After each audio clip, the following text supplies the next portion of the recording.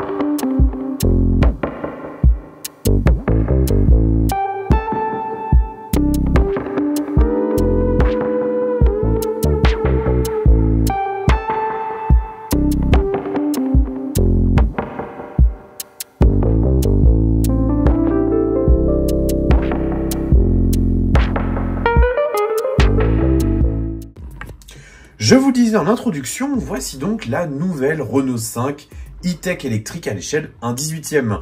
Je viens tout juste de la sortir de sa boîte et nous allons pouvoir découvrir en détail cette miniature exclusive qui n'est pas encore proposée à la vente sur Renault The Originals. On pouvait uniquement l'acheter au Mondial Automobile de Paris sur le stand Renault. Mais avant de parler de cette miniature 1/18e signée Nos Rêves, revenons un petit peu sur l'histoire de la marque. L'histoire de la Renault 5, elle remonte à une époque un peu plus lointaine, avec une première génération de Renault 5. D'ailleurs, si vous voulez tout savoir sur ce modèle-là, il y a une fiche juste en haut. C'était la vidéo d'il y a 2 semaines. Et justement, ce modèle-là, il aura clairement marqué l'histoire de Renault, puisque c'était la première voiture vraiment populaire à s'inscrire dans un segment qui était alors nouveau et qui faisait suite tout simplement au choc pétrolier de 1973. Ce modèle-là a donc été l'inspiratrice de ce modèle-là. Entre-temps, il y a quand même pas mal d'années qui sont passées et on peut voir qu'il y a eu un certain embourgeoisement au niveau du style. Seulement, comment passe-t-on de ça à ça? Eh bien en fait, l'histoire est un petit peu plus complexe qu'elle n'y paraît. Il faut qu'on remonte le temps jusqu'en 2021.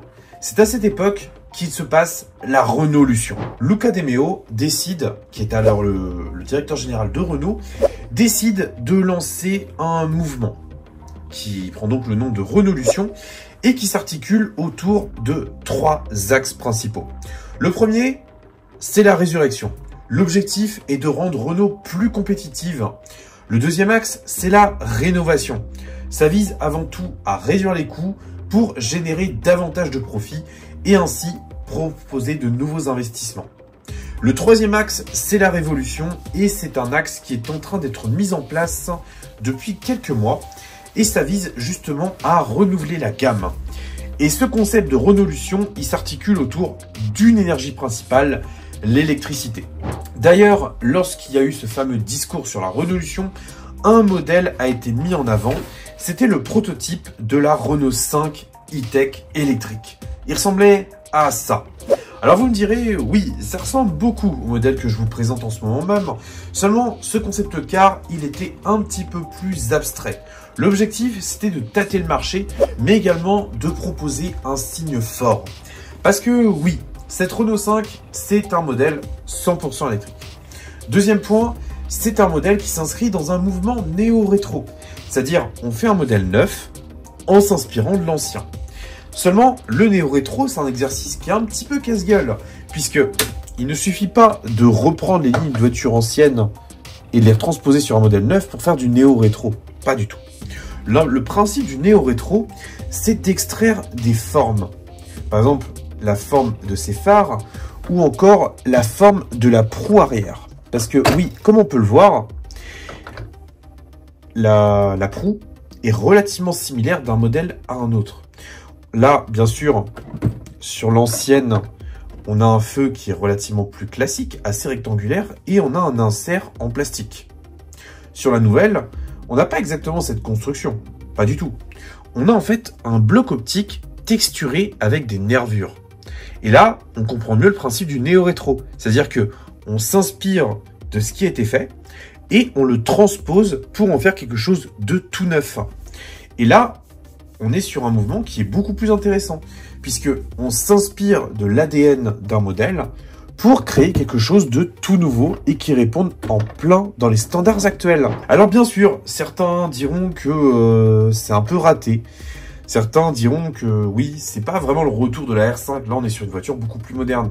Et oui, parce que Renault assume pleinement justement cette évolution aussi bien dans le style que dans la motorisation.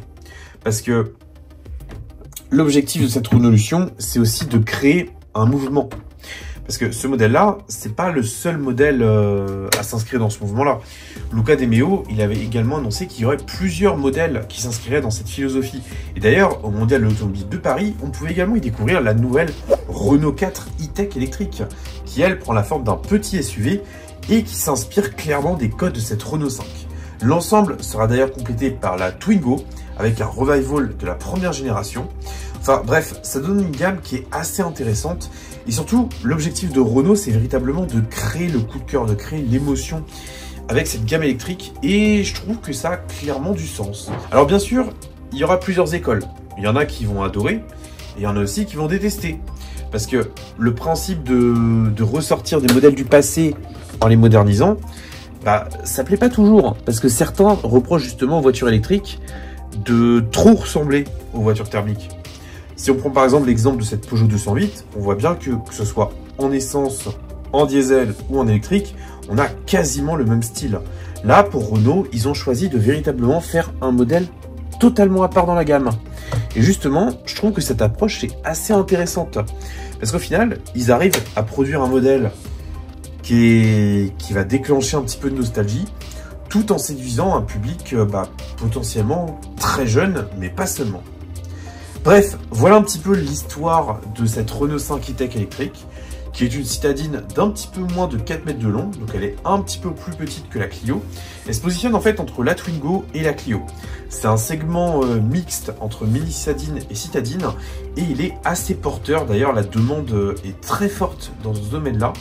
Donc je trouve que la Renault 5... elle a vraiment les chances de trouver son public. D'ailleurs, la présentation du modèle de série est relativement récente, puisqu'elle remonte au 26 février 2024. La marque aux losanges avait profité du Salon de Genève pour enfin exposer ce modèle-là, après plusieurs années de teasing.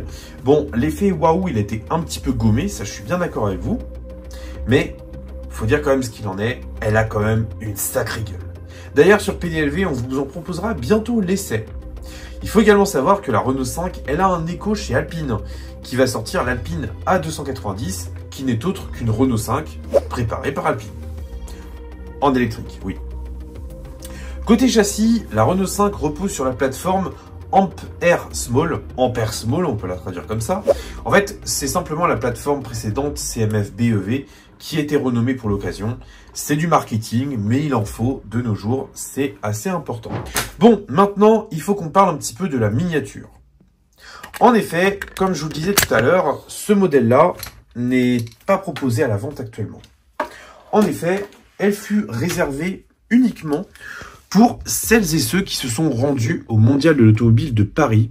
On pouvait en effet l'acheter directement sur le stand de la marque au prix de 65 €. Pour une miniature 1/18e, c'est quand même plutôt correct. Alors je le répète, on est sur une miniature signée Norève, donc un fabricant qui propose des miniatures de différents ordres de prix, plutôt positionné dans le bon milieu de gamme. Donc là maintenant, on va voir si la miniature tient ses promesses. Avant tout, il faut savoir également que Norève a un cahier des charges à tenir.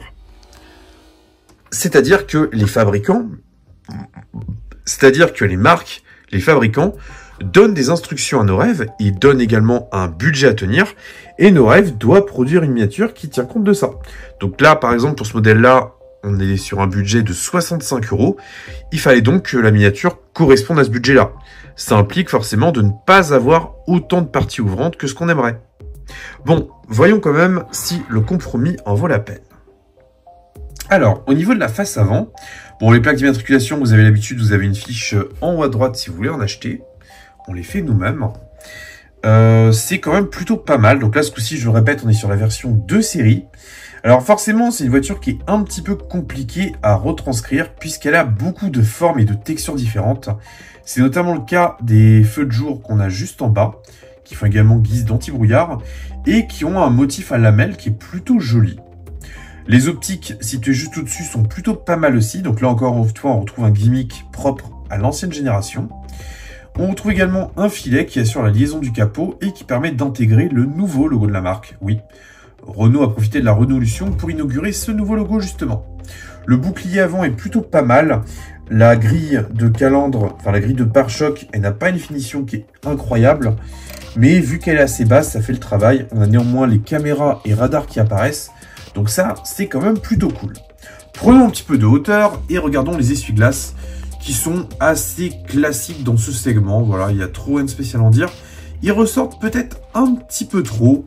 Bon, c'est un détail, on ne peut pas s'éterniser là-dessus, il y a d'autres choses intéressantes à voir. Justement, faisons tourner la miniature, profitons du plateau tournant qui tourne réellement pour faire une transition et essayons de l'arrêter au bon moment. Alors, au niveau de la partie arrière, eh ben franchement, je suis plutôt convaincu. L'élément structurant, ce sont justement ces blocs optiques. Alors, Norev a fait un travail de simplification, c'est-à-dire que c'est une pièce en plastique qui était peinte partiellement en rouge. Alors, de loin, ça fait le travail, de près, un petit peu moins. Mais honnêtement, je trouve que par rapport aux contraintes imposées par le modèle, bah, ça marche carrément bien. Donc, bravo Norev. Au niveau de la lunette arrière, on est donc sur une vitre relativement classique qui intègre un petit essuie-glace, mais nous n'avons pas les lignes de dégivrage habituelles. On a également la gouttière couleur rouge sur ce modèle-là, qui apparaît bien et qui est d'une grande finesse. Pour rappel, sur les anciennes générations, c'était couleur aluminium. Donc là, c'est plutôt pas mal, ça s'étend jusqu'au spoiler arrière. Et on a également l'antenne requin qui est bien modélisée, donc plutôt une bonne surprise. La sortie d'échappement, il n'y en a pas, c'est un modèle électrique. On a le logo Renault qui apparaît sous la forme d'un lettrage. D'ailleurs, c'est le premier modèle Renault de cette ère-là à ne pas intégrer directement le logo de mémoire.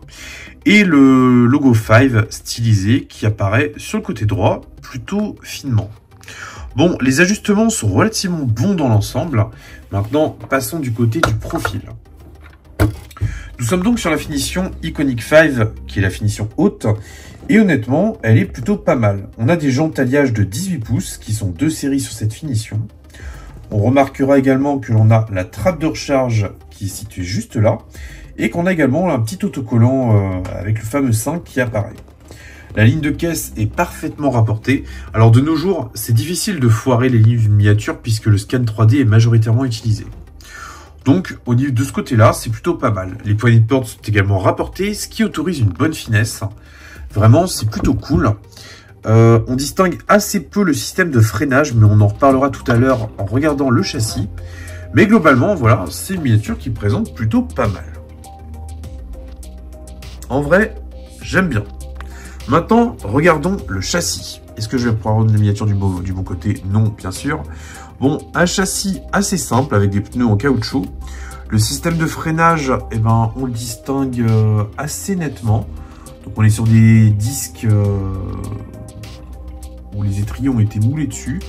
Honnêtement, ça fait le travail. C'est pas exceptionnel, mais c'est correct dans ce segment. Donc plutôt une bonne surprise. La miniature dispose-t-elle de suspension fonctionnelle? Non. Là encore, vous me direz si c'est un problème ou pas pour vous. Personnellement, ça ne me dérange pas. Et maintenant, pour la première fois, nous allons pouvoir ouvrir la miniature, puisqu'elle dispose de 2 ouvrants, et portes avant uniquement. Alors, commençons par discuter de ces contreportes. Alors là, honnêtement, Norev a fait du bon travail. La pièce est en une seule partie, mais elle était peinte en jaune. Donc ce qui est propre à la finition Iconic 5, donc ça c'est plutôt pas mal. La texture à lamelles apparaît au niveau des vides-poches, donc c'est plutôt cool aussi. Au niveau de la planche de bord, alors, on retrouve le volant avec ses 2 méplats en partie haute, c'est plutôt pas mal. Le plastique, honnêtement, il fait pas de très bonne qualité. Je pourrais pas trop argumenter cet aspect-là. Par contre, ce qui est pas mal, c'est que les fonds de compteur ont été imprimés. Donc ça, c'est plutôt bien. On voit qu'on a 348 km d'autonomie et que la batterie est chargée à 87%. C'est bien. Les ajustements sont pas exceptionnels, mais ça reste largement correct par rapport au prix. On découvre également que l'on a des sièges vraiment pas mal pour le coup. Ils ont une base qui est noire et ils ont été peints en jaune et en blanc par endroits. Le logo 5 a été bien rapporté. On a également le repose poignet, enfin le repose coude, qui est plutôt pas trop mal aussi. Vraiment la partie écran est assez bonne dans l'ensemble, ça donne un chouette rendu. Si nous passons de l'autre côté, nous pourrons voir que nous avons également un revêtement qui là encore fait délicieusement rétro, c'est plutôt pas mal. Les coutures ont été bien rapportées, le logo Renault 5 on le distingue également sur la planche de bord. Les écrans sont pas exceptionnels mais ça fait le travail. Planche de bord qui est plutôt honnête, console centrale qui est correcte aussi. Nous n'avons pas de revêtement façon moquette sur ce modèle-là, c'est un petit peu dommage, mais bon, on rappelle, il y a un budget à tenir. Les rétroviseurs, je me suis pas attardé dessus, mais c'est plutôt bon aussi, globalement. Ils ont une fixation qui est relativement fine. Non, c'est plutôt une bonne surprise. Au niveau des places arrière, nous trouvons la même rigueur qu'à l'avant. Malgré les vitres fumées, Norev a vraiment travaillé jusqu'au bout son modèle. Donc ça, c'est plutôt une bonne chose aussi. Donc non, vraiment, ça en fait une pièce qui est assez sympa. Je dirais pas que c'est un coup de cœur non plus, mais honnêtement, ça fait quand même très bien le travail. Je vais remettre le téléphone sur son support et nous allons refaire tourner la miniature. Pendant ce temps-là, je vais vous donner quelques informations. Alors, tout d'abord, ce modèle-là, je l'ai acheté au prix de 65 €. Alors, vous me direz ce que vous en pensez, mais je trouve que le prix est quand même plutôt bien placé. Honnêtement, pour une nouveauté à cette échelle-là, c'est pas mal. La qualité de fabrication, elle est quand même plutôt dans la très bonne moyenne aussi. Enfin, disons que dans ce ordre de prix-là, on peut difficilement attendre mieux. Petit regret en revanche concernant l'absence d'ouvrant outre que les portes avant. Mais Norev a fait le même choix que Solido, c'est-à-dire restreindre volontairement les ouvrants. Et puis, de toute manière, est-ce qu'il y aurait eu vraiment un intérêt à avoir le capot qui s'ouvre? Franchement, pour un modèle électrique, je trouve pas. Et le coffre, bon, ça aurait été sympa, mais c'est peut-être pas forcément la partie la plus intéressante non plus. Ce qui aurait été cool, ça aurait été bien sûr les portes arrière. Mais là encore, ça rajoute 2 moules, et donc forcément, pour tenir un budget, c'est un petit peu compliqué. Donc honnêtement, je trouve que Norev a fait le bon choix. Alors, faut savoir également que, je me suis même pas attardé là-dessus, sur les Renault 5 d'antan, d'ailleurs, illustrons cela, puisqu'on peut se le permettre, nous avions des grilles d'aération. Ces grilles d'aération-là, elles sont utiles avec un moteur thermique. Sur un moteur électrique, il n'y a pas forcément d'intérêt. Donc, la marque Holosange a eu l'idée de les recycler avec un écran, qui est en fait un indicateur de niveau de batterie. Et ça, franchement, je trouve que c'est du génie. C'est vraiment la petite touche qui fait le lien néo-rétro. Donc vraiment, plutôt une bonne surprise de ce côté-là aussi. Voilà en tout cas ce que je pouvais vous dire. Alors maintenant, la motorisation du modèle, si vous me posez la question, je pense qu'on est sur la version la plus haute, c'est-à-dire la version Iconiq 5, et probablement avec le moteur de 150 chevaux, couplé à la batterie de 52 kWh. Voilà, je vous ai tout dit. Ce modèle-là, il sera disponible très prochainement sur la boutique The Originals de Renault. En attendant, vous n'avez malheureusement pas de possibilité de l'acheter directement. Mais je sais qu'elle va quand même connaître un beau succès. D'ailleurs, ce modèle-là sortira également dans d'autres coloris, avec notamment le joli vert pop. Et mieux que ça encore, les Alpine A290 seront également de la partie, ou en 18e toujours. D'ailleurs, pour permettre ces adaptations-là, on voit qu'il y a des éléments en plastique. En fait, ça permettra à Norev d'utiliser un seul moule et de modifier uniquement les pare-chocs pour passer de la Renault à l'Alpine. Donc c'est plutôt intéressant, ça permet de réduire les coûts, tout en permettant d'avoir 2 modèles bien différents avec un seul moule au final. Donc au final, une miniature plutôt intelligente. J'ai assez parlé, maintenant je vous laisse aller en commentaire, débattons un petit peu de ce modèle-là.